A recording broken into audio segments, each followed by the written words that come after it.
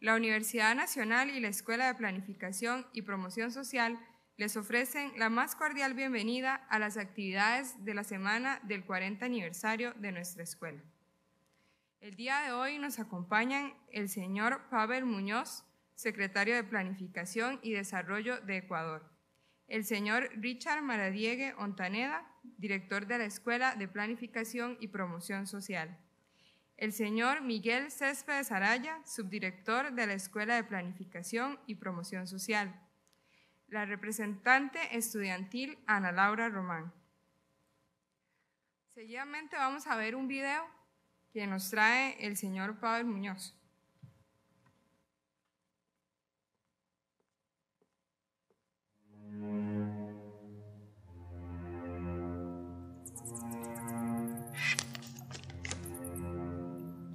¿Cómo era el Estado ecuatoriano antes de la Revolución Ciudadana?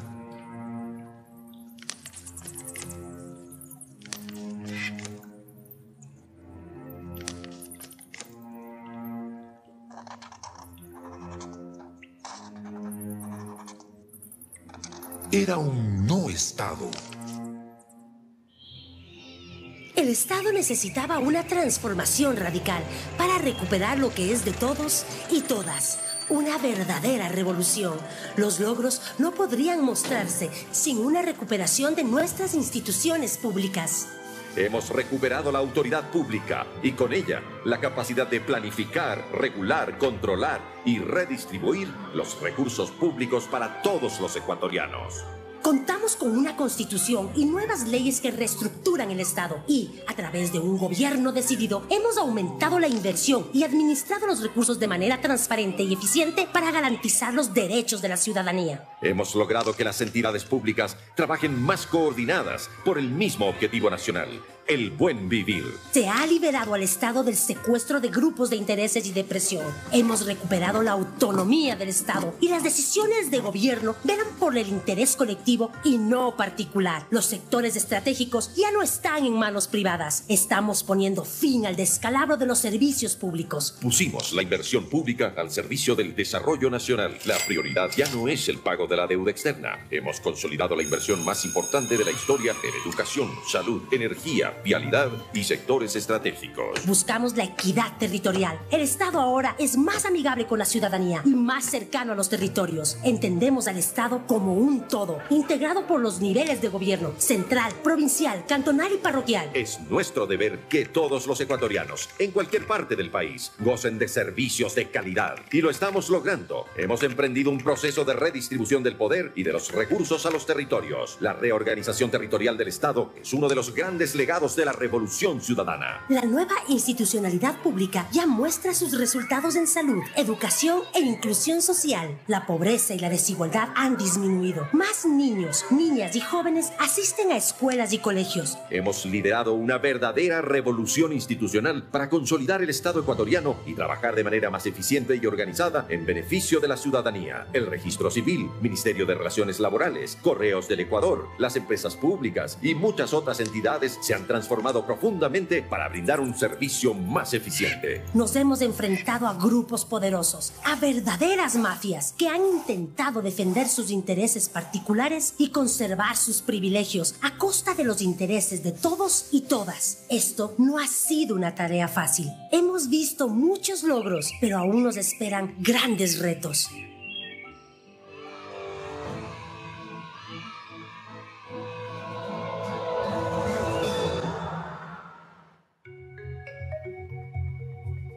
Cenplades, planificamos el Ecuador del buen vivir.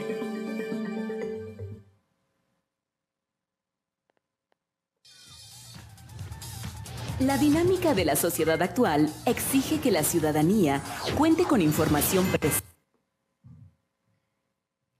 Me complace presentarles al señor Pavel Muñoz, quien nos ofrecerá la conferencia Ejecución de las políticas públicas para la disminución de la desigualdad social en Ecuador.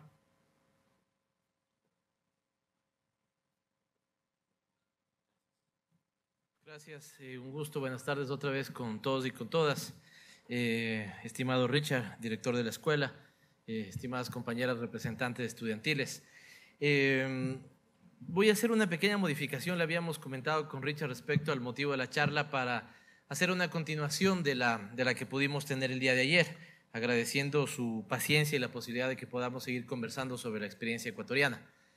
Y esto porque ayer yo había señalado un elemento que me parece fundamental recuperarlo, recordarlo, y tiene que ver con esta tesis que les había planteado de la Escuela de la Regulación Francesa, que fundamentalmente lo que señala es que todo cambio que suponga modificar el régimen de acumulación tiene que ver también un cambio en el régimen en el modo de regulación social.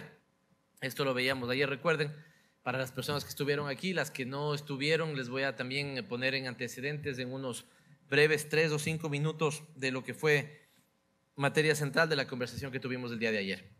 Y este era justamente uno de esos temas.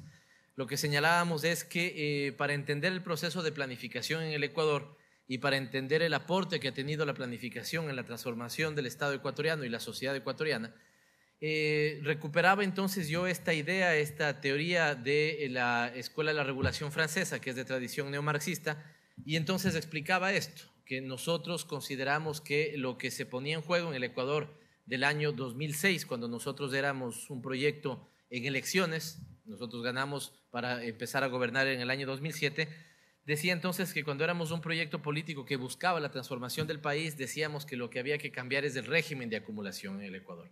Es decir, cómo había sido pensado y cómo había sido trabajado el desarrollo, qué características había tenido y cómo había privilegiado fundamentalmente a las élites económicas y políticas. Y decíamos que asociado a eso no podía haber ese cambio en la visión del desarrollo si no había un cambio en lo institucional.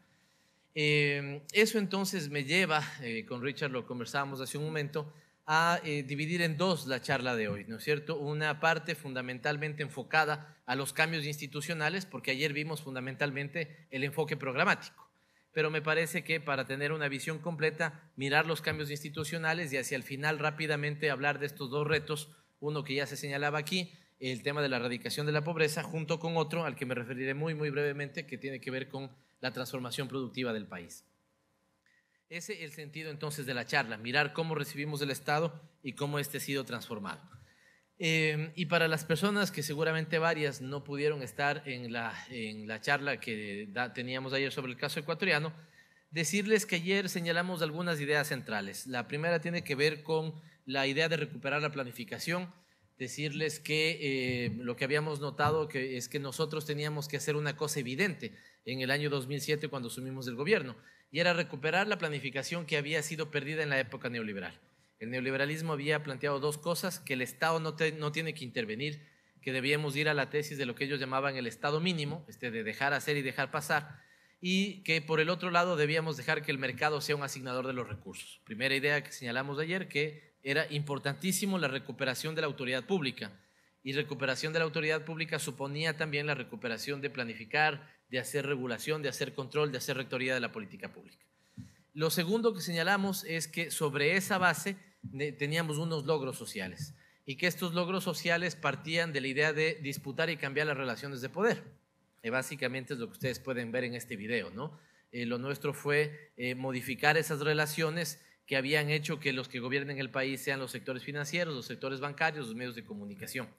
Y sobre esta base pudimos recuperar y ver un conjunto de logros en el caso ecuatoriano.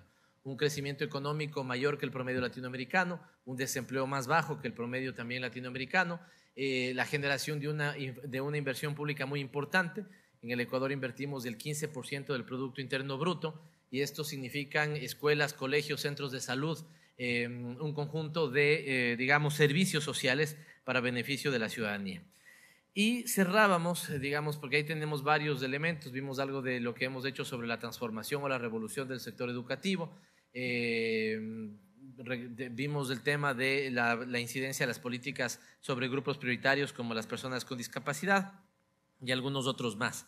Pero decía que fundamentalmente nos interesaba señalar que los logros se deben a un tema, y es entender que el desarrollo es fundamentalmente un proceso político.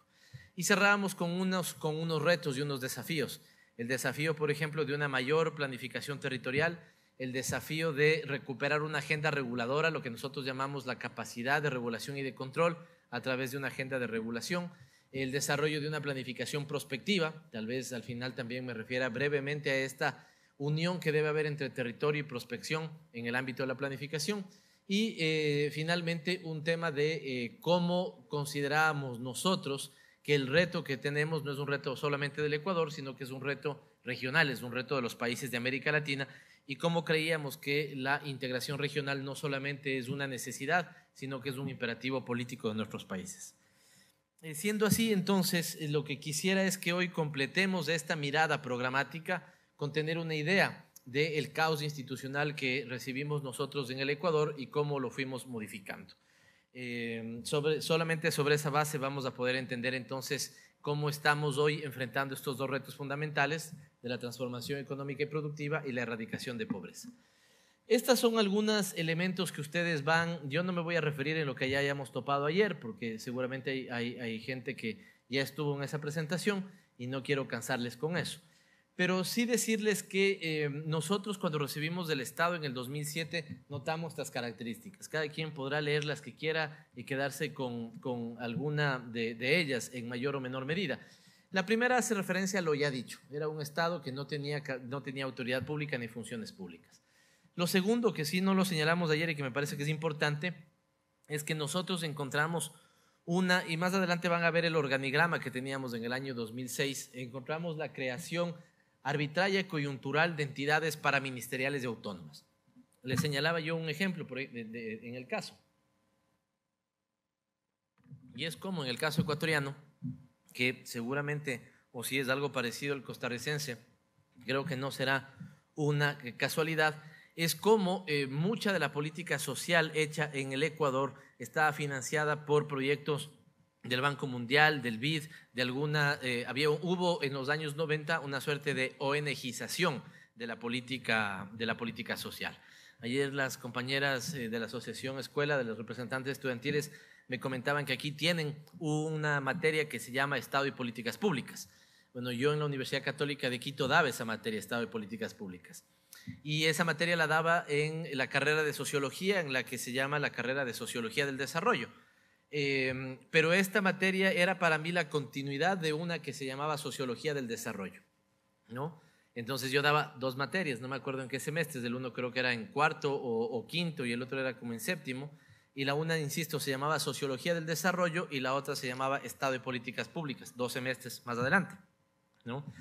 Y esto lo cuento casi como una anécdota, pero me parece que es interesante para entender cómo yo miraba la materia de Estado y Políticas Públicas, y es que el que se perdía la primera clase de Sociología del Desarrollo seguramente estaba en algún momento de su carrera muy tentado a dejar de la sociología, y fundamentalmente la Sociología del Desarrollo, porque lo que les decía yo es que en esta materia, en Sociología del Desarrollo, vamos a ser muy críticos, absolutamente críticos, pero les decía, no se queden con la crítica, sino que piensen después cuáles son las alternativas. Las alternativas, les decía yo a mis estudiantes, les voy a dar en el curso de Estado y Políticas Públicas. Bueno, el curso de Sociología del Desarrollo lo que tenía es un fuerte influjo de la escuela neoestructuralista, la escuela estructuralista, no sé si algunos de ustedes la conocen, pero fundamentalmente inspirado en Michel Foucault, este filósofo francés que trabaja mucho la deconstrucción, ¿no es cierto? Y hace una relación muy fuerte, tiene una mirada muy fuerte sobre los discursos.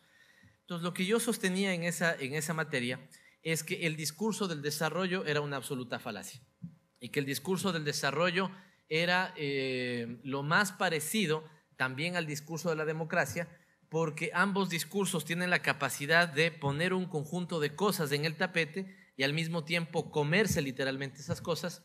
Estaría pensando en palabras incluso más coloquiales, pero por respeto al foro no lo quiero decir, ¿sí? Pero a la larga lo que quiero decir es que ese discurso es absolutamente, uno puede decir que la democracia es una desgracia, que a la larga eso termina siendo democrático.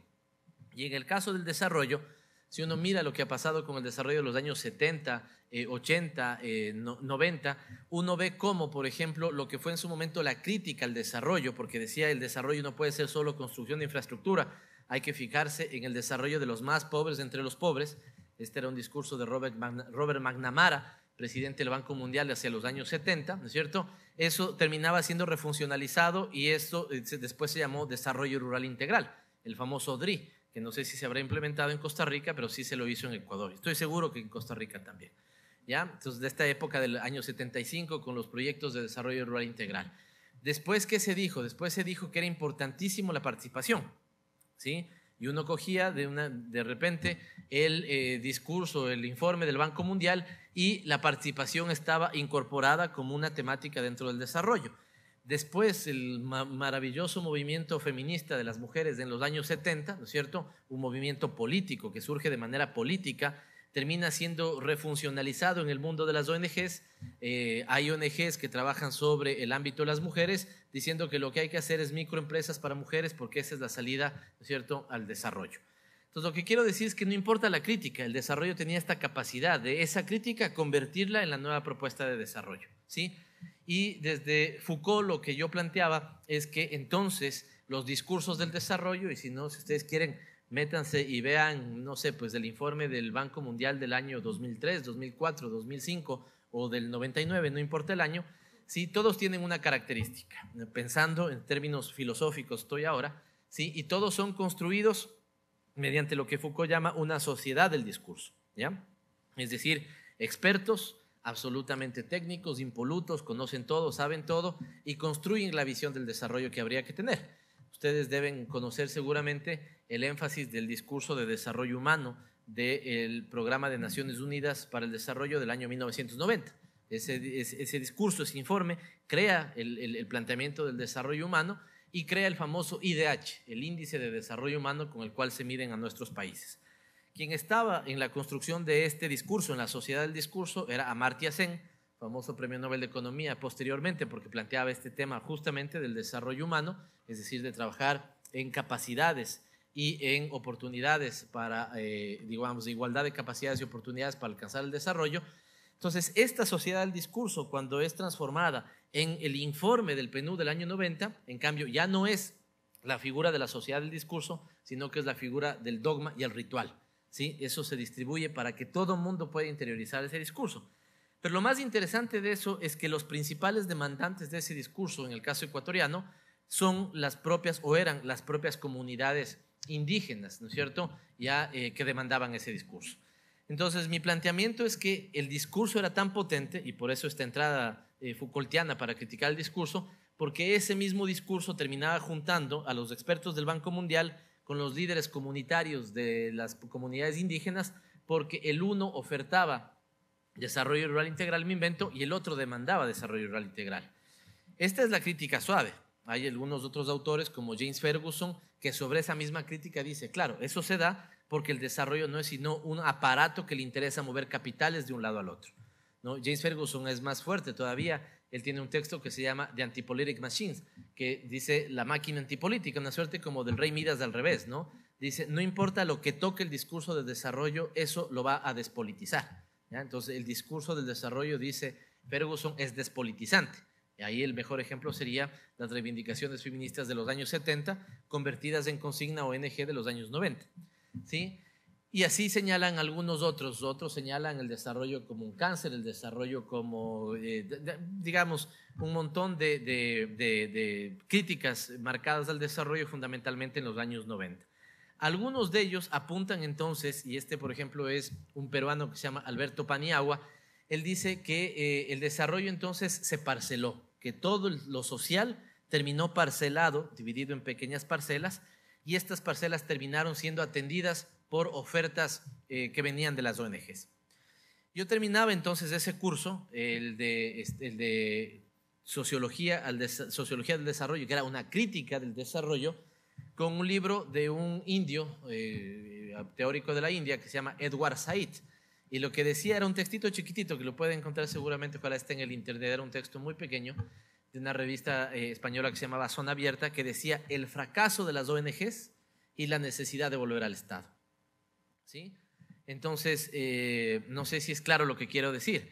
Por eso es que la clase primera era importante, porque al estudiante yo le decía, en esta clase vamos a criticar al desarrollo, pero en la próxima vamos a plantear un conjunto de alternativas que tienen que ver con la recuperación del Estado y la generación de políticas públicas, ¿no? Recuerdo incluso que un estudiante que hoy trabaja conmigo se acercó a la mitad del semestre y me dijo, me voy a retirar de sociología, ¿sí? Entonces yo le pregunté, ¿fuiste a la primera clase? Y me dijo, no. Le dije, ay, entonces entiendo por qué esto, porque además de ese discurso crítico es súper seductor, súper seductor. Yo soy un sociólogo especializado en desarrollo. Soy antes en la Católica, perdónenme en esto, pero es ni para que ustedes no se duerman, ¿no es cierto? Trato de buscar un elemento más coloquial. Pero antes los sociólogos en la Católica éramos sociólogos generales, ¿sí? Sociólogos y ciencia política.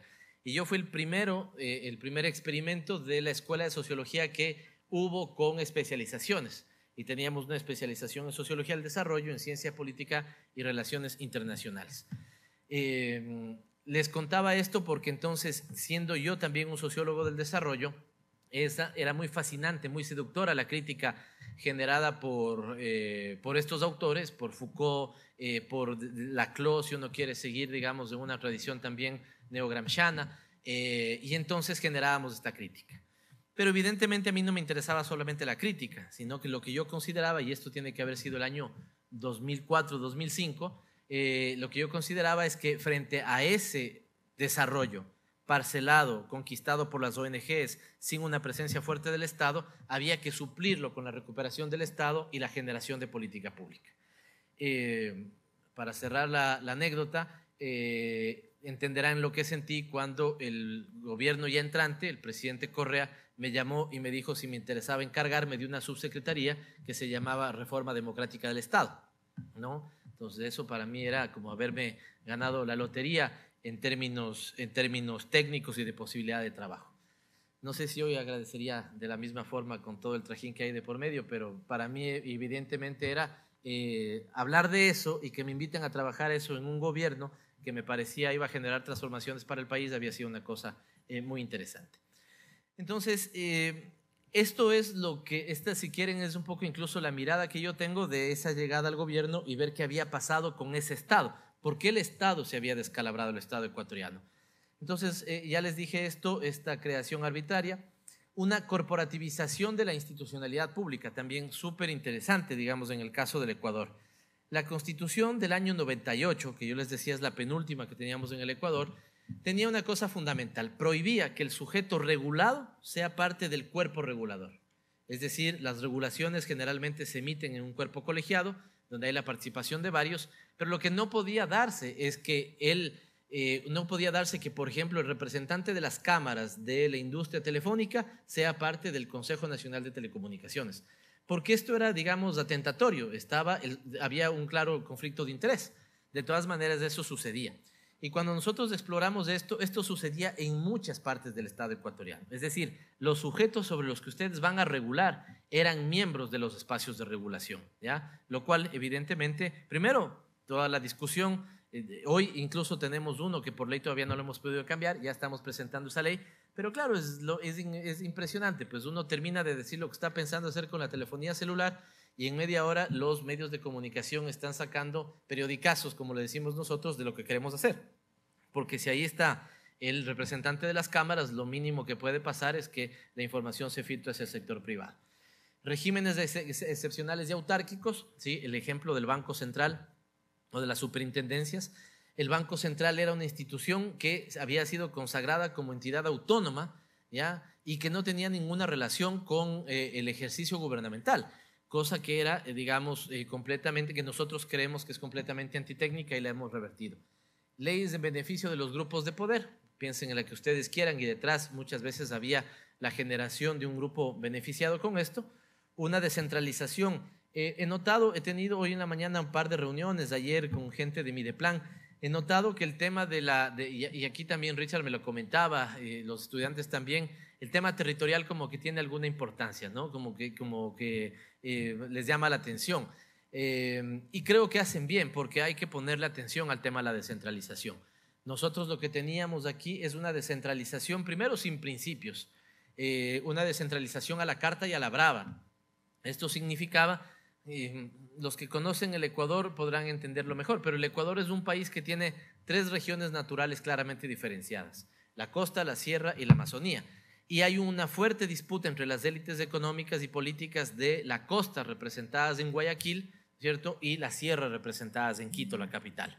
Esa disputa entonces hace así al menos que las élites costeñas, las élites de Guayaquil, ¿sí?, tenían un discurso absolutamente político y funcional respecto a la descentralización. En el Ecuador las élites siempre han sido rentistas, las élites económicas productivas. Eso significa que con $1 quieren ganar $10 en 2 días y no generar empleo. Esa es su mirada, ¿no es cierto? Es una mirada absolutamente rentista. Les interesa, son mejores intermediarios e importadores que productores y exportadores, ¿no? Hay una lógica de ganar dinero a la fácil. Y todos buscan esta lógica de utilizar de forma rentista al Estado ecuatoriano. Por eso ayer yo les ponía este ejemplo que es absolutamente sintomático. Esas élites, ¿no es cierto?, decían que el Estado no debía intervenir. Pero cuando hay la crisis del año 99, esas mismas élites pusieron al Estado a salvar, al salvataje de la banca privada, ¿sí? Y esta es una cosa muy interesante también. Como de alguna u otra manera son, ¿cuál es esta figura? Me voy a acordar después, pero son estas cosas que se pegan y empiezan a chupar, digamos, son una especie de sanguijuelas, ¿no es cierto?, ¿sí?, sobre las decisiones públicas. Es interesante cómo cuando el Estado ha tenido recursos, han estado queriendo manejar el Estado, pero cuando el Estado no ha tenido recursos, han manejado un discurso incluso secesionista, es decir, separatista del Ecuador, ¿ya? Esto lo pude ver yo, y si alguien no conoce la realidad ecuatoriana, pero conoce algo de la boliviana, podrá entender que ese es el caso. Es lo mismo que pasa con las élites económicas de Bolivia. La media luna boliviana, por ejemplo, que son los sectores orientales, ¿no es cierto?, son absolutamente críticos del poder central e incluso quisieran separarse del país. Bueno, en Guayaquil teníamos lo mismo, ¿no? Se hablaba del famoso proyecto de taiwanización del Pacífico, del Taiwán del Pacífico, ¿no? Lo que se señalaba es que Guayaquil, con los sectores circundantes, podían prácticamente separarse del Ecuador y dejar que el Estado ecuatoriano, ¿no es cierto?, quiebre, ¿sí? Entonces, de estos sectores es interesante cómo cuando el Estado ha tenido plata, están cerca del Estado y plantean máximo descentralización. Pero cuando el Estado ha estado quebrado, plantean autonomía e incluso separación del país, ¿no? Este es el tipo de descentralización que teníamos. Preasignaciones y fondos fuera del presupuesto general del Estado. Esta es una cosa muy interesante. Ustedes algunos tienen teorías organizacionales y no sé si miren un poco lo del Estado. Este es un tema interesante, ¿sí? Ayer les puse yo un ejemplo de una preasignación, ¿ya? Y lo que les decía es que por ley se planteaba que para pagar deuda externa, una plata proveniente de los recursos provenientes del petróleo, la ley decía, estos recursos que provienen del petróleo, usted tiene que destinarlos al pago de la deuda externa. Nosotros creímos que era solamente con los recursos petroleros, pero cuando empezamos a mirar, cuando empezamos a ver los ingresos del Estado, por ejemplo, los de impuestos, el impuesto al valor agregado, el impuesto a la renta y algunos otros tributos, era interesante cómo muchos de ellos se preasignaban. Es decir, por ejemplo, decían el 75% entre el gobierno central, entre el presupuesto general del Estado, pero ese 25% se distribuía. ¿A quién? A quien ustedes se les pueda imaginar, ¿ya? Por ejemplo, las universidades tenían preasignaciones, tenían por ley preasignaciones todas, pero una universidad en particular, la Universidad Agraria del Ecuador, tenía una preasignación adicional, ¿ya? Entonces, claro, ¿por qué tenía esa universidad? Esa universidad, y ustedes han escuchado, alguna vez escucharon de Abdalá Bucaram, famoso presidente ecuatoriano que fue votado de su puesto por incompetencia mental. Me acuerdo que era el argumento que se utilizó, se le conocía como el loco, ¿no es cierto? Tipo de gran discurso, pero efectivamente un loco, ¿sí? Se había generado una preasignación en la época que él era presidente a la Universidad Agraria, cuyo rector era su hermano, ¿sí? Entonces, estas eran las preasignaciones, no tenían realmente lógica ni concierto en algunos casos, claro, en otros para una sociedad de lucha contra el cáncer, lo que fuera, pero en realidad esto nos significó a nosotros un pésimo manejo económico, porque incluso las finanzas públicas se ajustaron así. Entonces, ¿qué pasaba? Ustedes podían tener, por poner un ejemplo, no sé si es exactamente el caso, pero el concepto es el que quiero ejemplificar, ustedes podían tener plata preasignada para esta sociedad de lucha contra el cáncer y seguramente si ustedes les dieron 100, ellos solo utilizaron 80, ¿ya? Y no podían utilizar el resto. Y en cambio el sistema de salud pública ¿no es cierto? Le faltaba tal vez 20 en su presupuesto para poder tener un programa de vacunación y no podían ustedes no podían pasarle estos 20 que no estaban siendo utilizados en este espacio a el sistema de salud pública. ¿Sí está claro? Entonces, esta era una lógica tremenda. Nosotros eliminamos todas las preasignaciones. En realidad dejamos 4, dejamos una preasignación para la educación, una preasignación para la educación superior y para los gobiernos autónomos descentralizados. Pero quitamos toda preasignación que sea más bien en una lógica clientelar. ¿Se habían desmantelado las empresas públicas? Evidentemente la lógica era privatizar las empresas públicas, pero las empresas públicas en el Ecuador no se privatizaron porque haya sido un proceso fracasado. No se privatizaron porque no se lograron poner de acuerdo las élites de la costa y las élites de la sierra.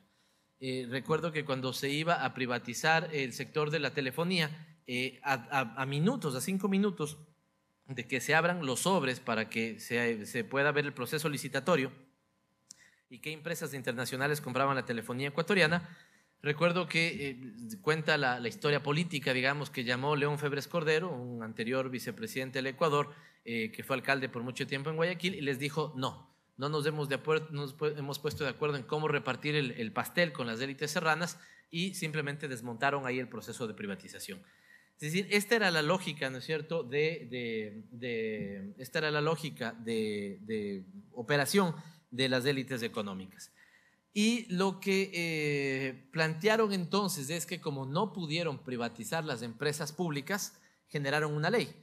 Y en esa ley, por ponerles un ejemplo, prohibían que haya reinversiones en el caso de las empresas públicas. Entonces, imagínense lo que significa eso. Imagínense lo que significa que ustedes puedan, por ley, prohibir que se reinvierta en el sector eléctrico de un país. Eso significa no permitir que haya cambio de luminarias o lo que fuera. ¿Estaban locos? No, el objetivo era, claro, el objetivo era llevarles a un estado prácticamente de quiebra para poder vender más baratas esas empresas hacia el sector privado. Conversión de autonomía en autarquía, les puse un poco ayer también, creo que el ejemplo de las universidades. Era increíble, el órgano de acreditación de las universidades era compuesto por los rectores de las universidades. Por lo tanto, díganme ustedes si alguna universidad en esa época tuvo malas calificaciones, fue mal evaluada. Evidentemente no, porque los que se calificaban eran ellos mismos. En la universidad a veces sí se cruza uno, pero le dicen a ver el examen de o en la escuela, a veces pasaba eso, ¿no? Pero yo no sé si a ustedes se califican sus exámenes. Bueno, siendo estudiantes honestos seguramente se calificarán con objetividad, pero yo dudo de la objetividad y la honestidad de exactamente estas entidades. Ausencia de investigación y universidades, estas no teníamos nada para investigación, y servicios públicos nefastos, ¿no? El tema de la educación pública, la salud y algunos otros factores. Este era el organigrama de la función ejecutiva en el año 2006, pero lo que quiero nuevamente es grande, ¿sí? Y aquí nosotros cerramos 105 entidades, pero fundamentalmente lo que quiero es señalar nuevamente conceptos. El primero de ellos, ¿ya? Estas eran entidades autónomas, instituciones autónomas, y por autonomía estos entendían lo que querían, eran tan autónomas que entendían por autonomía lo que querían entender. Entonces, si por ejemplo un ministro podía estar ganando, me invento en esa época, no sé, pues $3,000, estos podían ganar 6 o 7 sin ningún problema. Si es que si aquí no podías tener, ¿qué te digo?, más de tantos funcionarios, estos tenían el doble, ¿no? Entonces, ahí es lo que digo, esta autonomía convertida en autarquía. Y claro, muchas de estas estaban financiadas por los proyectos del Banco Mundial, del BID o lo que fuera, que al final del día están puestas ahí porque estos son los ministerios, ¿ya?, existentes en el Ecuador. Y cuando aquí ustedes no ven ninguna línea de relación con ningún ministerio, no es porque se le olvidó el gráfico, es porque no había ninguna línea de relación con respecto a los ministerios. Es decir, ¿no es cierto?, aquí teníamos una ausencia de rectoría de la política pública. Mucho más peso podía tener la unidad ejecutora de un ministerio financiada por el BID, ¿no es cierto?, que el subsecretario nacional de la política educativa o de la política de salud o lo que fuera, ¿sí? El primer elemento. El segundo elemento, ¿sí?, fíjense ustedes esto, a la larga aquí está el presidente y acá están sus ministros, ¿ya? Aquí estaba el presidente y acá estaban sus ministros. Es decir, una gran distancia entre el presidente y sus ministros. Y estas entidades que están aquí son entidades adscritas a la presidencia, eran entidades adscritas a la presidencia. Es decir, que si ustedes querían solventar un problema en el ámbito del transporte, no lo solventaban desde el Ministerio de Transporte, sino que creaban una unidad adscrita a la presidencia, suponiendo que en esa figura, ¿no es cierto?, iban a solventar mejor los problemas. Entonces, para conectar esto con la discusión de ayer, y veo porque de alguna u otra manera, evidentemente no es mi interés entrar en hacer una opinión de la realidad costarricense, pero estando aquí conversando con la gente, veo que hace poco se cumplieron o hubo un informe del presidente, el nuevo presidente, sobre cómo había encontrado y señalaba algunos elementos institucionales. Es que yo creo que si de alguna u otra manera no hay una suerte de cambio institucional, insisto, ¿ya? No puedo yo plantearme, qué sé yo, la prioridad de la exportación del café si al final no voy a tener una institucionalidad que me pueda solventar a ello. Voy a irme más adelante a los temas de erradicación de la pobreza. Nosotros lo detectamos hace 2 años atrás. Estábamos invirtiendo como $5.000 millones en erradicación de la pobreza en alrededor de unos 100 programas dispersos. Eso no tiene ningún sentido porque cada quien va a apuntar a su lado y por lo tanto necesitamos arreglos institucionales. Hoy hemos creado un comité de erradicación de la pobreza, lo preside la Secretaría de Planificación y evidentemente lo que nosotros estamos es generando mayor eficiencia en el manejo de esos recursos. ¿Qué hicimos entonces para hacer esas transformaciones estatales? Esto ya no lo repito, les dije ayer, partimos del mismo presupuesto, cambiar el régimen de acumulación y esto suponía cambios institucionales. Tal vez aquí solo un elemento pequeño, aquellos que tengan interés, ¿no es cierto? Estoy pensando en autoras como Theda Skocpol, en la línea del institucionalismo político fundamentalmente, ¿no? Que les decía ayer, supone cambios en las instituciones formales e informales. Eso supone, por ejemplo, cambiar, no solamente, cuando hablo de un cambio de institución, no supone, o no estoy hablando solo de un cambio en el Ministerio de Agricultura y Ganadería, estoy hablando de cambios en la normativa sobre la agricultura y la ganadería. O también estoy pensando en cómo nosotros hemos venido trabajando últimamente el tema de la regulación, ¿ya? Que es un tema importante. Si aquí hay algún abogado me podrá incluso ayudar, pero el debate epistémico entre la jurisprudencia suele darse muchas veces entre el esquema francés, ¿no es cierto?, que plantea, que es el que tenemos en el Ecuador, seguramente es muy probable que lo tengan aquí en Costa Rica, que hace que te diga no puedes hacer nada de lo que está escrito en ley. Por eso nosotros somos tan dependientes de leyes, el Ecuador es tan dependiente de leyes. Todo mundo quiere su ley, una ley para esto, una ley para el banano, para el camarón, para tal institución, para pagar. Pero eso es muy poco eficiente, porque al final del día tenemos un exceso de legalismo. Y nosotros hemos trabajado últimamente más por un esquema, no como el francés, sino un esquema como el sajón, que tiene que ver, en cambio, confiar en la regulación antes que en la ley. Eso significa, cuando nosotros regulamos, significa que las regulaciones pueden ser más en tiempo real, ¿no? Porque cada cuánto cambia una ley. No puedo estar cambiando una ley cada momento. Pero en cambio, cuando yo me muevo con regulaciones, sí que puedo trabajar con las regulaciones buscando que esas orienten la conducta de los actores. Pero nuevamente aquí teníamos un problema. Generalmente, esto pasaba en el Ecuador, estoy seguro que puede pasar aquí también, muchas veces nuestras regulaciones están atrás de la conducta de los actores. Es decir, nosotros vemos qué pasa con la banca y ya el momento que detectamos un problema, buscamos poner regulaciones para corregir ese comportamiento del sector bancario. Pero en realidad la regulación sería más exitosa si ponemos regulaciones no para corregir, sino para orientar la conducta de los actores, ¿no? Entonces, este es un poco mucho el esquema con el que hemos trabajado. Insisto, los que tengan interés por el lado organizacional, fundamentalmente por el tema institucional, estoy pensando en las escuelas de neoinstitucionalismo en términos políticos. ¿Qué principios? Entonces, lo anterior es elemento teórico. ¿Qué principios trabajamos? Diferenciación, y esto es muy interesante porque nosotros, les contaba también ayer, encontramos al final del día que en el Ecuador existía todo nombre de instituciones para hacer la misma cosa. Entonces nosotros construimos una matriz de diferenciación funcional. Nosotros dijimos, a ver, ¿qué vamos a tener? Ministerios, empresas públicas, agencias de regulación, institutos de investigación. ¿Y qué va a hacer cada uno de ellos? ¿Quién va a regular? ¿Van a regular las agencias de regulación? Ok, pero regulan estas, nadie más. ¿Quién va a ser rector de la política pública? ¿Los ministerios? Ok, son estos. ¿Quién va a hacer investigación? Son los institutos. Y esa matriz de diferenciación funcional nos ha dado mucha disciplina, ¿ya? Hoy, por más que tengamos un ministro nuevo que entra, que además esto es un defecto, personal, idiosincrático de los ecuatorianos, siempre un ministro, a pesar de que sea nuestro propio gobierno, quiere hacer cambios, ¿no es cierto?, que desconozcan lo que hizo su colega anterior. Esto es un defecto. Pero si ya no podemos corregir mucho ese defecto de personalidad, al menos lo que le decimos es, usted quiere hacer esto, ya no se invente cualquier cosa, no se invente el agua tibia. Vaya a eso y entonces arme un instituto y si es que ese instituto va a tener esta estructura, va a tener más o menos este componente, este tamaño o lo que fuera. Flexibilidad, evidentemente, ¿no es cierto? No podemos tener tampoco todo como una camisa de fuerza. El principio de la participación y la transparencia. Yo creo que estos son dos elementos fundamentales, ¿no? Hemos buscado que haya mayores elementos participativos en el diseño estatal y hemos buscado también elementos de transparencia. Prioridades, poner la institucionalidad a la construcción del buen vivir, la recuperación de lo público. Este es un tema también no menor, digamos, al que hay que darle mucha importancia. La recuperación del principio de lo público para nosotros ha sido un tema fundamental, ¿ya? Y esto porque, por ejemplo, una mejor política, por decirles a ustedes, de ataque a la inseguridad, ¿qué es? Contratar más policías y construir centros de vigilancia o más patrulleros.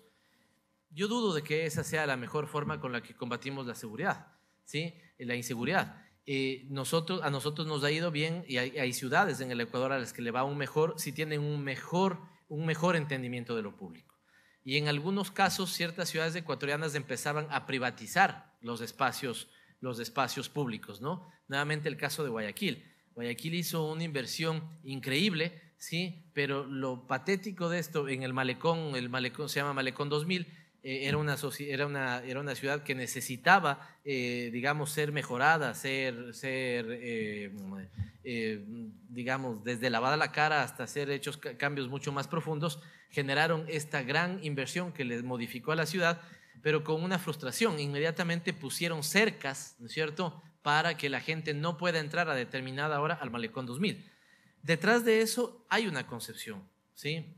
Detrás de eso hay una concepción política y es no creer en el principio de lo público, ¿sí? Hoy cuando van a Guayaquil en la zona céntrica es una ciudad bastante más bonita, bastante más segura, pero fíjense que ellos trabajaron con un concepto, el concepto de la regeneración urbana, ¿ya? Puede pasar desapercibido, pero la pregunta es, ¿y qué entiende usted por regeneración? ¿De qué está regenerando? Y entonces la política lo que ha hecho ahí es una suerte de limpieza literal, ¿no es cierto?, de personas pobres, de personas en condición de mendicidad o lo que fuera, ¿sí? Recluyéndoles a los extremos de las ciudades. Entonces, ¿se estaba modificando sustancialmente Guayaquil? Yo dudo, pero lo que estaban haciendo ellos es regenerando ciertas zonas, ¿no es cierto? Entonces, se supone que estaban limpiando los elementos, estos elementos que le causaban suciedad, mala imagen o lo que fuera. Y nadie se extrañe que haya gente que piense que los pobres son los que hayan generado eso. En cambio, en el gobierno hemos tenido una cosa absolutamente distinta. Uno de los logros, que estos sí son bien palpables en el Ecuador de los últimos años, es que hasta hace 6 años yo recuerdo que ustedes iban por la calle y se podían encontrar tranquilamente con un niño que les limpiaba las ventanas o que les pedía caridad, ¿no es cierto? Y les podría decir sin exageración que eso prácticamente hoy está erradicado, ¿sí? Es decir, hoy no tenemos niños o personas mendigas en la calle, ¿sí? Y tiene que ver, claro, con una concepción distinta también sobre el escenario de lo público. Entonces, la recuperación de lo público para nosotros ha sido un principio muy, muy importante. La transformación estatal, el rediseño y la reorganización territorial, voy más rápido sobre eso después. La profesionalización del servicio público también es una cosa muy interesante. Nosotros en el servicio público hoy tenemos un cambio generacional bien interesante, ¿sí? Bien interesante. Yo les diría, no sé exactamente cuál es el promedio, pero en la institución en la que yo estoy seguro que el promedio de edad debe estar alrededor de los 37 años, ¿ya? Eso significa que mucha gente joven entró y entró con procesos meritocráticos, no necesariamente como cuotas políticas. Entonces hoy no es nada raro encontrarse con un funcionario público que tenga 34 años o que tenga 28 años, ¿no es cierto? Insisto, yo creo que debo estar ampliando el margen de edad. Deberá estar como entre los 33 por ahí. Entonces no es raro que ustedes se topen con un chico de 28 años, una chica de 28 años que tenga 2 maestrías, que hable 2 idiomas y que esté trabajando en el servicio público, ¿ya? Esta es una cosa muy interesante. Además porque, lo voy a dibujar aquí, pero nosotros tenemos un estudio de cómo, imagínense que estos son los salarios del sector privado, del sector, digamos que este es el sector público. El sector público tiene un comportamiento así, ¿ya? Paga así. Pero este es del sector privado, el sector privado paga así. Esto significa que una persona en el sector público ecuatoriano que está haciendo un trabajo, digamos, a nivel de asistente incluso, o de los primeros peldaños de su carrera profesional, va a ganar tranquilamente el doble que una cajera de banco, que un cajero de banco, ¿ya? O sea, se paga mucho mejor en el servicio público. Pero, en cambio, un gerente, no sé cuál será, digamos, un presidente de empresa, que podrá hacer algo parecido, no sé, pero alguien, un homólogo al puesto que yo tengo en el sector privado, seguramente, en cambio, va a ganar 7 veces más de lo que yo gano, ¿no? Entonces, esto pasa mucho, y lo cual nos permite que el sector público ecuatoriano, en sus escalas menores, sea bastante bien remunerado. Y en los puestos ya de libre nombramiento y remoción, nosotros seguramente estamos más en una lógica de militancia antes que de expectativa, digamos, de enriquecimiento o lo que fuera. Y otras acciones, restauración ministerial, descorporativización, ya les hablé ayer también un poco de aterrizar al territorio. Esto es lo que hemos hecho en el Ecuador. Lo primero fue, cuando lo pongo debajo del cero, si es que esto es un cero, es porque así recibimos. Esto es lo que mostrábamos nosotros en el video. Nosotros recibimos un no estado. Realmente lo que hemos podido hacer es mucho, porque es como coger el tema de menos cero, ¿no? Lo otro es una revolución normativa, ¿ya? Insisto en decirles que en el caso ecuatoriano no podríamos entender, ¿sí? No podríamos entender si no se entiende que hubo una reforma constitucional. O sea, la reforma constitucional fue un elemento central, y después de la Constitución hemos hecho 150 leyes para que esa Constitución pueda aplicarse y operar. Una reestructuración de la función ejecutiva, como ustedes la vieron antes, ¿sí? Sobre esta base de principios: quién tiene rectoría, quién planifica, quién hace gestión. No sé si me plantearon aquí, por ejemplo, pero sé que el gobierno está preocupado en este momento por eficiencia en la gestión, ¿ya? Nosotros somos uno de los pocos gobiernos, hasta donde entiendo, que tenemos un tablero de control que lo maneja, para la gestión pública, que lo maneja el presidente de la República.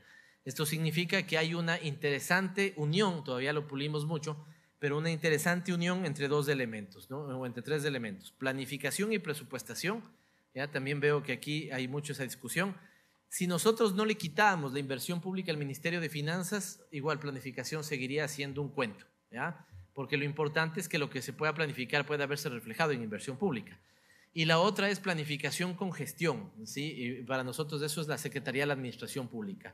Nosotros definimos un esquema de planificación, pero sobre ese esquema de planificación las instituciones tienen que establecer indicadores de seguimiento, indicadores de monitoreo, indicadores de gestión. Se llama, ¿cómo se llama eso? SIGOF. Es un sistema de gestión gubernamental, ¿ya? Entonces, esto tiene indicadores, tableros de control, que el presidente los revisa cotidianamente, permanentemente. La inversión pública, ya les señalé, el Ecuador, este es un dato que está trazado, es una presentación que tiene una lámina anterior. Hoy nosotros invertimos del 15% del PIB. Esta es la inversión pública más alta de América Latina y evidentemente uno de los motores de nuestro esquema de desarrollo. Organización territorial, donde me quiero detener un poquito, por la importancia que he notado del tema territorial en Costa Rica, y porque para nosotros sí ha sido un tema central, que lo estamos madurando, pero ha sido un tema fundamental. Y la calidad del servicio público también, ¿no? Esto es un tema no menor también, porque aquí hay una cosa interesante. Ustedes le preguntaban antes al ecuatoriano cómo califica el servicio público, y no importaba cualquiera, ¿no es cierto?, tenían pésimas calificaciones. Hoy tenemos algunos elementos del servicio público que son mejor valorados que el servicio privado. Es decir, no sería raro que ustedes califiquen mejor la compañía, la empresa pública de telefonía, que su empresa privada de TV Cable, ¿ya? No sería nada raro, porque se ha trabajado mucho también en el tema del servicio público. De todas maneras, es de lo más difícil que toca trabajar, porque incluso por un elemento político, nosotros,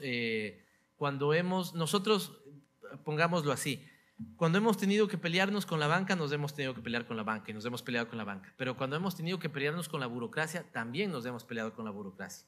Y esa es una pelea complicada, pues porque la burocracia, la forma de vengarse puede ser en el servicio al ciudadano. Entonces, claro, tú me quieres bajar tal beneficio o lo que fuera, entonces vamos a ver cómo yo no acato lo que me estás planteando, o la otra vamos a ver cómo trato al ciudadano para ver cómo el ciudadano te termina valorando a ti. Porque el ciudadano no discrimina, pues el maltrato de una funcionaria o de un funcionario en una dependencia pública no lo discrimina y eso todo lo imputa al gobierno, ¿no? Lo imputa al gobierno. De todas maneras, insisto, si ustedes ven indicadores como Latinobarómetro que les comentaba ayer, es interesante cómo el Ecuador aparece junto con Uruguay, fundamentalmente, siempre entre los entre los tres primeros puestos de calificación de servicio, de credibilidad en las instituciones, de credibilidad en el gobierno, el primero en justicia redistributiva según los ciudadanos, y esto tiene que ver mucho con el tema de la calidad del servicio. Tal vez también hay otra cosa aquí, no sé si aquí haya esta materia, seguramente no, pero a los que les interese, detrás de esto también ha habido unos elementos de marketing y comunicación política muy interesantes, ¿no? Muy interesantes. Yo creo que nosotros hemos tenido, sobre todo desde la Secretaría de Administración Pública, un manejo súper novedoso y súper exitoso de la comunicación política, súper exitoso de la comunicación política. Esta mañana les ponía un ejemplo, y después a ustedes les voy a poner ese y otro, a la gente de Mideplan. Pero, por ejemplo, los principales opositores en el Ecuador son los medios de comunicación. ¿Ya? No hay que perderse. Lastimosamente, incluso digo lastimosamente, porque si tendríamos una oposición más seria, nos obligaría a procesar mejor nuestra política pública. Pero eso es uno de los errores. Tenemos una oposición tan mediocre que no nos obliga a esforzarnos. Pero los medios de comunicación son los voceros de esa oposición. Y por lo que pasa en Ecuador es fundamentalmente esto. El presidente Correa anuncia un tema como puede ser el cambiarnos a cocinas de inducción, ¿ya? La prensa al día siguiente entrevista a todos los opositores a la medida, todos los opositores. Entonces el uno que dice que está mal, que está pésimo, que el Ecuador va a caer, no falta el desquiciado que dice si cambiamos a las cocinas se cae la dolarización. O sea, todo bajo, ¿has visto de Michael Moore? ¿Cómo se llamaba? Columbine, no me acuerdo. Pero si alguien ha visto de este cineasta norteamericano, Michael Moore, ¿no es cierto? Como él muestra cómo los gringos trabajan sobre la base del miedo de sus ciudadanos, ¿no? O sea, sobre la base del miedo. Va a haber algo y entonces, no, cuidado que puede haber este tema, y los estadounidenses, ¿no es cierto?, se vuelcan a comprar todo el agua embotellada que hay, ¿no es cierto?, y se encierran en su casa, ¿no? Entonces, él lo que mostraba básicamente es cómo Estados Unidos es el país que más armas tiene y cómo en comparación con Canadá, que también tiene el mismo número de armas, ¿no es cierto?, o puede tener más, las referencias son absolutamente distintas. El uno duerme, mostraba, me acuerdo, una imagen como él creo que iba a alguna casa canadiense y abría la puerta a las 12 de la noche y la puerta estaba sin seguro, ¿ya? Y mostraba, entrevistaba a algunos estadounidenses que tenían 25 seguridades en la puerta y dormían con una arma bajo su almohada, ¿ya? Entonces, evidentemente ellos le juegan al miedo. La lógica es meterle miedo a la gente. Cuando hacíamos la Constitución, era increíble porque yo a veces iba por la calle y me decía, cierto que me van a quitar, pero no, esto no es broma, ¿no? Cierto que me decía, preguntaban dos cosas, cierto que me van a quitar un cuarto de la casa, y había personas que te preguntaban si efectivamente, si tenías 3 hijos, uno le íbamos a mandar a trabajar a algún lado, ¿ya? Era increíble cómo metían miedo con las cosas más descabelladas por el simple hecho de sembrar miedo. Y entonces cuando hay este tema, fundamentalmente su lógica es sembrar miedo, pero nosotros hemos hecho, no sé si aquí en Costa Rica la presidenta Chinchilla lo haya hecho y si el presidente Solís lo vaya a hacer, pero nosotros tenemos lo que se llama enlace ciudadano. El sábado el presidente tiene un enlace desde las 10 de la mañana hasta la 1 de la tarde y la gente lo que pasa es esto, ¿no? Entonces el martes sale la noticia, el miércoles ustedes hablan con un ciudadano, el jueves, y le dicen, ahora sí estoy decepcionado del gobierno. Yo creo que ahora sí se equivocó, está mal, esto nos va a llevar a la ruina, tal cosa, lo que fuera. Y el lunes próximo hablan con ese ciudadano y dicen, no, el lunes sábado lo escuché a mi presidente y mi presidente ya lo explicó claramente, qué bueno que haya tomado la medida, ¿no es cierto? Y le vamos a apoyar. Entonces, a ratos les ha jugado, incluso contrario a ellos, porque queriendo sembrar más miedo, ¿no es cierto? Cuando el presidente Correa, que tiene unas capacidades pedagógicas buenísimas, es un gran comunicador, explica el problema, ¿no es cierto? Terminamos teniendo más apoyo que el miedo o lo que se quiso trabajar. Y finalmente, hasta aquí, digamos, básicamente cerramos el periodo 2003, 2007, 2012 y hoy estamos trabajando en estos elementos.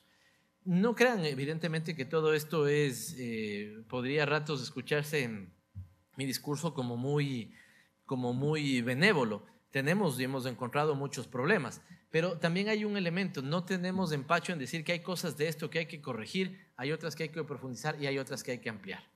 Y creo que las tres tienen su significación. La de ampliar es, ¿por qué? ¿Por qué tiene su significación? Primero, respecto al corregir. ¿Ya? Porque nosotros si encontramos errores no tenemos ningún problema en cambiar. Segundo, porque es importante en profundizar, porque hay algunos que dicen, sobre todo al presidente Correa le dicen, presidente, ahí nomás. Ya la sociedad no sabemos, como a la larga esta disputa con los medios de comunicación tan terrible cotidianamente, entonces ya no avance más. Pero muchas veces con el presidente Correa en gabinetes dicen, no, lo nuestro es profundizar y radicalizar la revolución ciudadana. Que hay gente que te dice, ya no damos más, pero más bien te das cuenta que hay gente que sigue pidiéndote cambios profundos en la sociedad ecuatoriana. Es decir, procuramos no quedarnos en un punto reformista, sino seguir profundizando algunos cambios. Y aquí hay una cosa interesante, ¿no es cierto? Para llegar al estado del buen vivir, ¿sí? Y esto interesante, ¿por qué? Porque ustedes dirán, qué mal diseñada la lámina, porque aquí se le quedó esto sin poner nada. No, deliberadamente porque ahí le ponemos una X, ¿ya? Porque nosotros planteamos que abogamos por el socialismo del buen vivir, pero no somos estatistas, ¿ya? Este es un tema bien interesante, que marca lo que a ratos nosotros consideramos como este socialismo del buen vivir en Venezuela, que creo que está muy golpeada por la oposición y por algunos errores seguramente, la propia Venezuela, pero esto es lo que algunos dirían, porque a veces irónicamente algunos dicen, bueno, ¿usted qué considera? Pues que es el socialismo del siglo XXI. Queriendo criticarnos y decirnos del socialismo del siglo XXI no es nada más que el soviético que ya conocíamos y ustedes, digamos, son unos Stalin nada más renovados, ¿no? Pero esto no es así, porque aquí hay algunos elementos. Nosotros no creemos que el Estado debe ser digamos, no creemos en una presencia estadocéntrica o sea, creemos que debe haber más sociedad que Estado, ¿sí? Ese es un elemento fundamental. Creemos que el Estado no puede negar la propiedad privada, creemos que el Estado no puede negar el mercado, creemos que el Estado tiene que ser eficiente y últimamente estamos trabajando incluso sobre lo que llamamos el alcance del Estado, ¿ya? Esto es importante porque ustedes que son estudiantes les podemos hacer un reto ahora, pero el tema es, por más que busquen, ustedes no van a encontrar el libro ni en las bibliotecas, ni en la parte que busquen en el internet, no van a encontrar el libro que diga cuál es el tamaño óptimo del Estado, sea el Estado costarricense o sea el Estado ecuatoriano. No hay el tamaño óptimo del Estado, no puede haber, porque depende de lo que la sociedad quiera de ese Estado y lo que del gobierno esté dispuesto a construir de ese Estado. Es decir, seguramente cuando teníamos el neoliberalismo criollo ecuatoriano que nosotros lo llamamos, ese Estado ya era lo suficientemente amplio. Y nosotros creemos que hoy el Estado que tenemos tal vez no cubre todas las expectativas, pero ya sí nos empezamos a preguntar, o sea, ya sí estamos planteando que hasta ahí estamos llegando en términos de presencia estatal, ¿ya? Y esto lo voy a conectar más adelante con el propio tema de la matriz productiva. Es decir, si ustedes me preguntan, yo que estoy a cargo de la inversión pública, si para nosotros, nuestro modelo más o menos en finanzas está así. Por constitución, nosotros tenemos la obligación de cubrir gastos permanentes con ingresos permanentes, ¿ya? Y cubrir gastos no permanentes con ingresos no permanentes. Esto sería inversión. Nosotros cubrimos mucha de nuestra inversión con ingresos petroleros. ¿Por qué esto? Porque si mañana baja el petróleo, yo freno inversión, pero no afecto los gastos recurrentes, ¿sí está claro? En cambio que mis gastos corrientes sí están financiados con ingresos corrientes. Lo sano que uno haría en una economía familiar, ¿sí? O sea, con mi plata, con mi sueldo, procuro garantizar la educación de mis hijos y ya un lujo, una vacación, algo así, seguramente con mis ahorros, más o menos lo mismo. Pero la pregunta sería, ¿ustedes creen que en el Estado ecuatoriano, si tuviéramos mañana un problema, sería fácil que baje del 15% del porcentaje del PIB de inversión al 11%? No sería fácil, no sería fácil, porque eso supondría una contracción muy fuerte en materia económica, ¿ya? Sería una contracción muy fuerte. Entonces nosotros tenemos que medir cómo podemos graduar. Pero también, como si me preguntan, ¿es fácil que yo aumente ahora puntos de inversión pública en el modelo económico? También les digo que no, no es fácil. Entonces, ¿qué estamos planteando? Que debemos cuidar la inversión pública, administrar mejor el ritmo y evidentemente necesitamos más inversión privada. Pero el tema es que no estamos dispuestos a recibir cualquier inversión privada, sino la inversión privada que el país requiere y el país necesita para su esquema de desarrollo, ¿sí? Esto también es un tema importante, porque un logro que muchos señalan del Ecuador es que eligió un camino, ¿ah? Y nosotros decimos, nos podemos equivocar, caer, trastrabillar en el camino, pero lo importante es que está señalado un camino. Lo que sería nefasto es que a la mitad de un camino decida volverme a otra ruta y desconocer todo lo hecho. Entonces, esto es un elemento que me parece fundamental. Y aquí, evidentemente, nosotros decimos, si ya no podemos invertir mucho más en generar más inversión pública, necesitamos un tipo de inversión privada, pero la que el país requiera. Nosotros no somos, por ejemplo, fanáticos perseguidores de la inversión extranjera directa, ¿ya? ¿Sí? Y no sé si en algún caso esto pueda sonar a alguna realidad un poco parecida, pero hay mucha inversión extranjera directa que saca más de lo que deja, ¿ya? Y cuando generamos tanta dependencia y si mañana se nos va esa inversión extranjera directa, los países empiezan a tener problemas. No sé si ese sea exactamente el caso de Intel, ¿ya? Pero de alguna u otra manera, ¿no es cierto?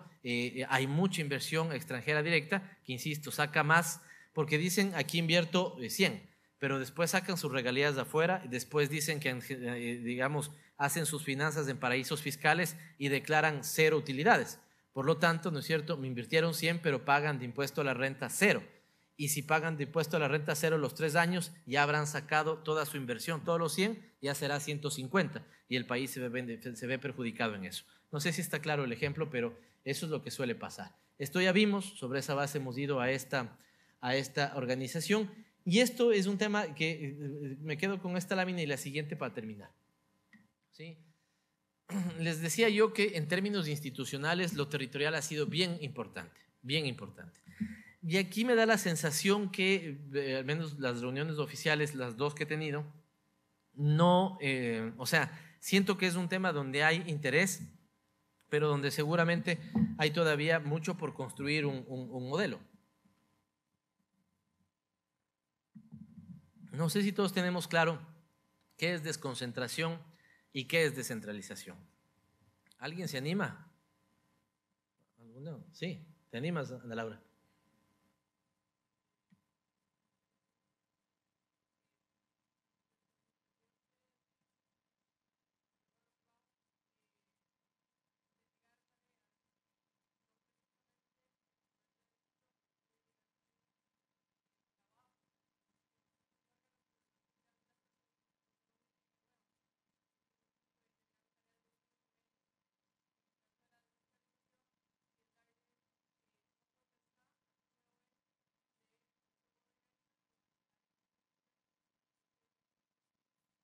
Totalmente, gracias Ana Laura, lo ha dicho mucho mejor que yo, de manera más técnica seguramente, pero lo que dice Ana Laura es que esto supone la delegación de tareas, sin crear un nuevo ente administrativo, la delegación de tareas a un mismo ente administrativo en otro nivel, ¿ya? Entonces, por ejemplo, nosotros en las EMPLADES, yo tengo delegada la inversión pública, la calificación de la inversión pública en 9 regiones de planificación en el país, ¿ya? ¿Sí?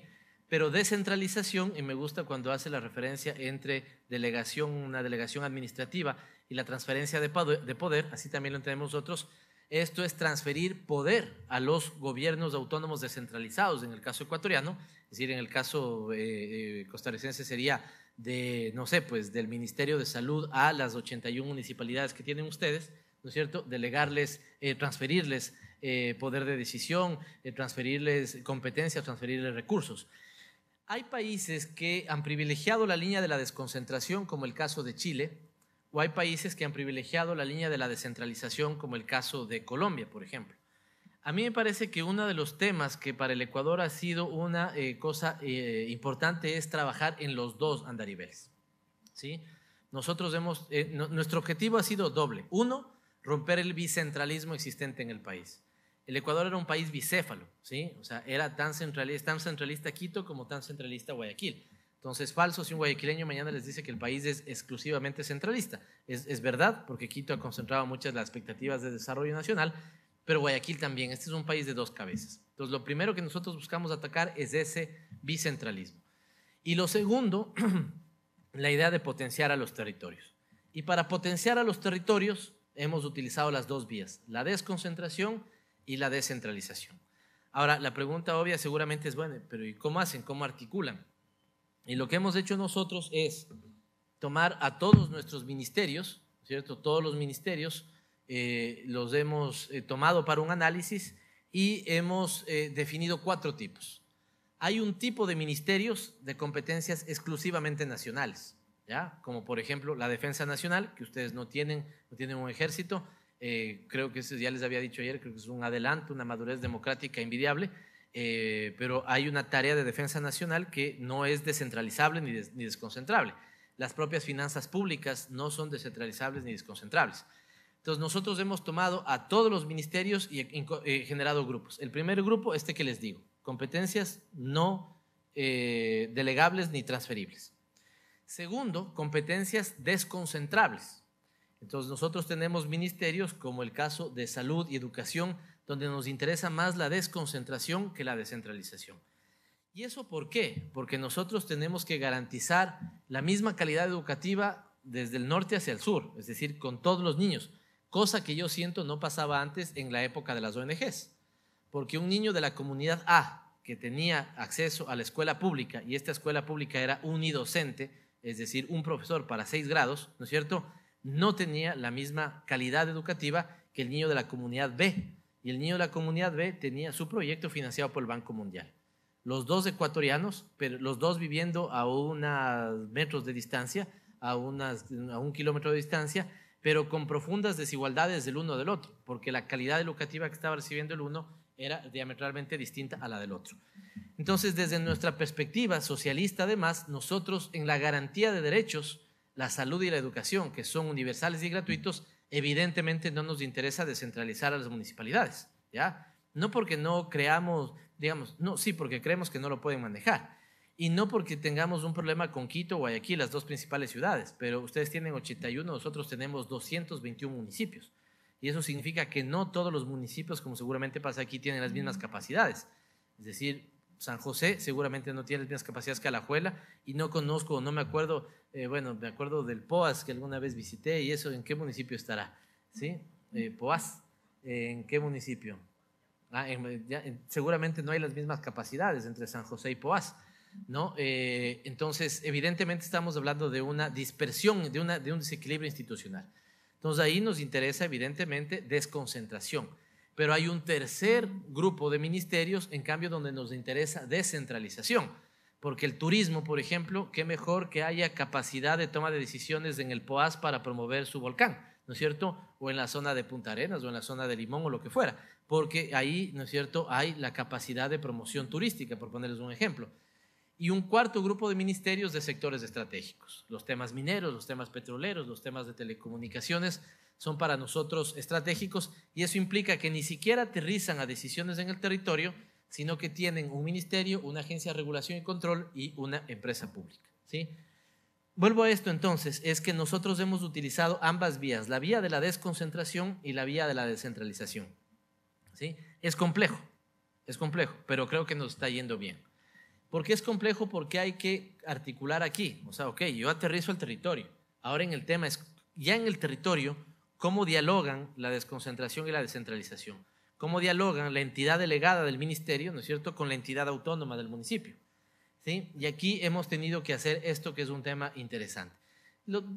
Tal vez uno puede decir, no me interesa, y efectivamente tal vez aquí hay mucho localismo, pero no quiero que se queden con la idea de qué son los distritos, las zonas y los circuitos.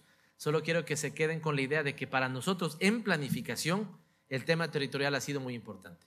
Eso es lo que quiero dejarles a ustedes en mente. No efectivamente qué significa esto. Pero la división política administrativa del país es esto. Nosotros tenemos provincias y elegimos un prefecto. Nosotros tenemos cantones o municipios y elegimos un alcalde, y tenemos juntas parroquiales, lo más bajo, lo más local, y elegimos un presidente de junta y unos vocales. Evidentemente aquí hay consejeros, no, aquí hay concejales, estos legislan a nivel provincial también, pero aquí hay unos vocales de junta. Insisto, no se hagan lío, el Ecuador tiene 24 provincias, 221 cantones y cerca de 900 parroquias. Y así opera la descentralización. La pregunta es, ¿hemos tenido o hemos podido utilizar los mismos niveles territoriales para hacer la desconcentración? No. Y esto es lo que le vuelve más complejo. ¿Ya? ¿Por qué no? Porque este debería ser un nivel intermedio de gobierno. Y la provincia, para ser un nivel intermedio de gobierno, es muy pequeña. Porque a la larga lo que ve, ¿no es cierto?, digamos, es las conexiones de la provincia de Pichincha, donde está Quito y no más. Pero si uno realmente quiere ver la posibilidad de un desarrollo regional territorial, debería, ¿no es cierto?, tener una apreciación de un territorio más grande para decir, no, pues aquí hay turismo, aquí hay zona protegida, aquí hay cacao, aquí hay banano, lo que fuera, y pensar en la vocación productiva de esa zona. ¿Sí está claro? Entonces, en planificación para nosotros han sido muy importantes las zonas. ¿Ya? El Ecuador de 24 provincias, nosotros los hemos organizado en 7 zonas, en 9, perdón. 7 zonas son la agrupación de provincias y Guayaquil y Quito son tan grandes que constituyen una zona en sí misma. El otro, que es el más interesante, es el tema. Entonces, ¿aquí qué hacemos en la zona? Nosotros en la zona fundamentalmente hacemos planificación económica, planificación aquí nuestra planificación topa 3 elementos: lo económico productivo, la erradicación de la pobreza y el tema del patrimonio natural o cultural, ¿sí? Luego los distritos, ¿sí? Ya les dije yo que hay servicios como el de salud o de educación que los llevamos al territorio, pero no al cantón, sino al distrito. ¿Ya? ¿Y qué es el distrito? El distrito es una figura territorial de alrededor de 90.000 habitantes, ¿no es cierto? Y al ser de 90.000 habitantes muchas veces exige que junte 2 o 3 cantones. ¿Sí? ¿Sí está claro? ¿Ah? ¿Por qué? ¿Tienen esto que ver la política? ¿Alguien dice, ¿es solo técnico? No, tiene que ver la política. Tiene mucho que ver la política por la irresponsabilidad de gobiernos anteriores. En el Ecuador hay una ley que dice que para que ustedes sean cantón, ¿sí?, necesitan tener una población mínimo 50.000 habitantes para ser cantón. ¿Ya? Si no tienes 50.000 habitantes, no puede ser cantón. Eso dice la norma. Pero también en la colonia había una cosa que decía, ¿cómo se llamaba? La norma hecha y la trampa puesta también, alguna cuestión así, ¿no es cierto? ¿Ya? Entonces la pregunta es, ¿se ha cumplido la norma? ¿Cierto? No. Y el 60% de los cantones ecuatorianos tienen menos de 50.000 habitantes. ¿Sí? ¿Por qué? Porque en los años 80 y 90, años de un clientelismo y una borrachera política, el político que iba al territorio y se encontraba con un territorio de 12.000 habitantes, ¿qué era lo primero que le pedía a esa población? Háganos cantón, conviértanos en cantón, háganos municipalidad. Y él sabía que no tenía ese requisito poblacional, pero igual, ¿no es cierto?, políticamente, clientelarmente le generaba como un cantón. ¿Qué significa? ¿Qué pasa al final del día? Entonces, nosotros hemos puesto una moratoria. Ningún cantón más se cree en el país, porque entonces puedo tener en una zona central, en el norte de Esmeraldas o en la Amazonía, 4 cantones, ¿no es cierto?, que los 4 me suman 50.000 habitantes. ¿Sí está claro? Entonces, la pregunta es, ¿qué hago? Si tengo recursos escasos y tengo que, digamos, velar por la optimización del dólar que invierto. ¿Conviene que yo ponga 4 escuelas del milenio en cada uno de estos cantones? ¿O conviene que yo ponga una buena escuela del milenio que atienda a esta población? ¿Sí? En realidad, lo segundo. Y es por eso que nosotros hemos tenido que trabajar en la generación de distritos. Final, esto es importante porque aquí tenemos 221 cantones y aquí tenemos 140 distritos. Entonces, esto nos ha permitido ganar en optimización y nos ha permitido que tengamos más servicios públicos en el territorio.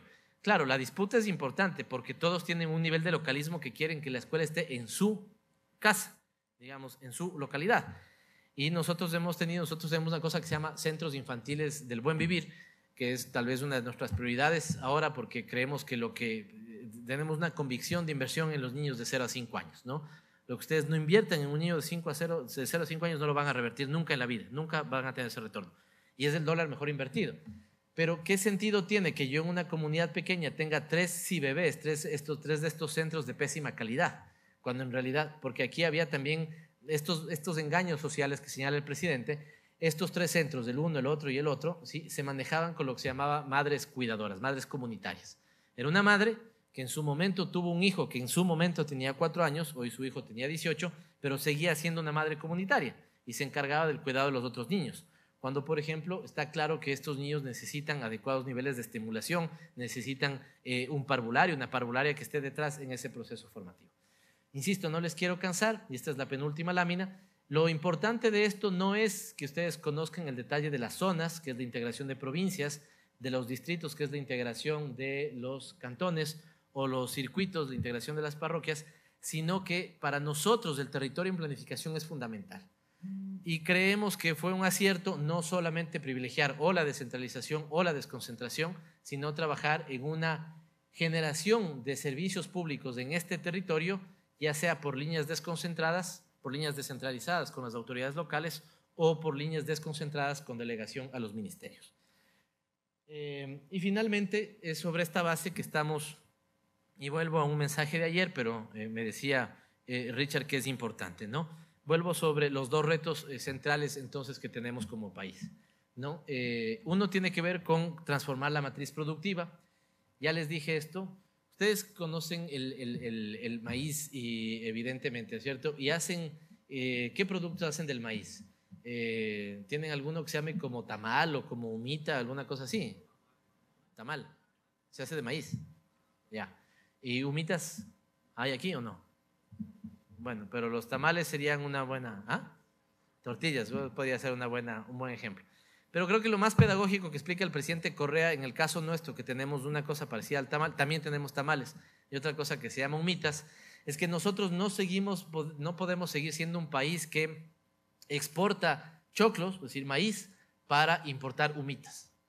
No puede ser ese el esquema, ¿ya? Tenemos que ser un país que pueda darle valor agregado a los productos que tenemos, ¿sí? Y estos son fundamentalmente, digamos, los productos commodities, pero también esto supone una muy fuerte apuesta por el tema de la ciencia y la tecnología, la investigación, la ciencia y la tecnología, ¿ya? Que es también uno de los elementos que me parecen centrales. Hoy la nueva división internacional del trabajo, ¿no?, y esto el presidente Correa lo explica excelentemente bien, está centrada sobre la base de que aquellos que producen bienes que provienen de la investigación, la ciencia y tecnología, ¿qué hacen con eso? Inmediatamente la patentan e inmediatamente, ¿no es cierto?, la resguardan. ¿Y qué pasa con países como Costa Rica o como Ecuador, cuya biodiversidad, ¿no es cierto?, les convierte en pulmones del mundo? ¿Alguien acaso nos paga por la generación de los bienes ambientales que nosotros producimos? ¿Nosotros acaso podemos patentar el aire que nos generan las zonas amazónicas o selváticas, nuestros bosques primarios? No, ¿sí? Y no tienen ningún empacho, no sé qué es por eso nosotros nos cuidamos tanto. Por ejemplo, hoy hemos tenido que avanzar en una negociación de acuerdo comercial, pero es por eso que nos cuidamos tanto nosotros con no tener tratados de libre comercio con el resto de países. Porque ustedes se dan cuenta, los tratados de libre comercio, los últimos, el eje más fuerte es el tema de ciencia y tecnología y derechos de propiedad intelectual, ¿ya? ¿Sí? Es increíble cómo ellos buscan, como el primer mundo, como los países desarrollados, buscan proteger la generación de su conocimiento desde la propiedad intelectual, y cómo a nosotros nos dejan absolutamente desprotegidos. Mañana seguramente la cura de la gastritis puede estar dada en las selvas latinoamericanas. Nosotros tenemos una cosa que se llama sangre de drago, que seguramente habrá acá, ¿no es cierto? ¿Ya? Pero si no podemos patentar eso, sino que eso termina siendo patentado por las farmacéuticas de los países de primer mundo, vamos a tener un gran problema. Entonces, hoy en el mundo se producen cada día 5 veces más conocimiento en ciencia y tecnología que lo que producimos en nuestros países. Por lo tanto, nosotros sabemos que aquí necesitamos una estrategia de atajo, digamos. Y es por eso que en el Ecuador estamos invirtiendo el 2% de nuestro Producto Interno Bruto en ciencia y tecnología, ¿ya? Dinamarca me parece que está invirtiendo el 1,9% de su PIB. En términos absolutos, evidentemente nosotros invertimos muchísimo menos, pero detrás hay una convicción. Si no invertimos en ciencia y tecnología, no vamos a poder tampoco transformar la matriz productiva como la queremos. Esto significa generar industrias nacionales, significa generar empleo para los trabajadores, significa proteger, no hay que temerle. Nosotros no creemos ni en el bobo aperturismo, ni en el bobo proteccionismo. Pero evidentemente que en algunos casos sí debemos proteger a la industria nacional, porque si esa industria queda desprotegida frente a productos que nos pueden venir de Estados Unidos o de China a $1, ¿no es cierto? Evidentemente no tenemos posibilidad de generar industria nacional. Y finalmente esto vincularlo con la erradicación de la pobreza, por lo que ya les decía. Aquí hay muchos detalles, pero no quiero entrar a esto. Ya les dije, hay una caída de 12% de pobreza. Lo relevante creo yo aquí que es haber entendido que para erradicar la pobreza no basta nuestra convicción política, que es tener política universal y gratuita. Nuevamente hay el elemento territorial. Nosotros hoy, les dije, hemos tomado decisiones institucionales para liderar esto. Creamos un comité interinstitucional, están los ministerios, Ministerio Coordinador de lo Social, de la Política Económica, del área productiva, la preside Semplades, la presido yo ese comité. En primer elemento, para generar optimización de lo que estamos invirtiendo. En segundo, para generar interrelación.